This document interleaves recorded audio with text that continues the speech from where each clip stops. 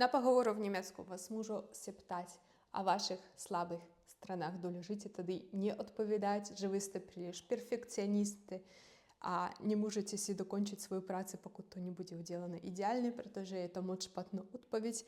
Dřív to si v Německu odpovídala, ale v současné době rekrútery už в мишленьках сіл завірає ваш животопис і вигазує його до відпадкового коша. Долежите міть на тento otázce ніяку саморефлексію, а відіть а правду, які слабі сторони ви маєте, а як над тими слабими сторонами можете працювати. Наприклад, одна з таких класичних відповідей, які не допоручую вам відповідати, але як то може приближnie wypadać tento odpowiedź, że ste na przykład driv mieli problem występować przed publiką, nebo nieco wyprawować, ale zaczęli chodzić na teatralne kursy, na śpiewanie, a teďkom nie macie niejaki problem z tym, protože furt nad tym pracujecie, a nie macie już nerwy.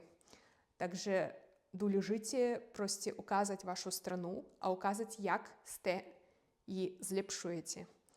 O tom idę wcześniej w tento otázce. A takie doleżycie wiedzieć, jakie wy naprawdę macie słabe strony. Nie musicie brać niejakie mustry z internetu, musicie naprawdę proste poprzemyśleć, a najlepsze rzeknąć niejaką stronę, waszą słabą stronę, która k tej pozycji nie patrzy.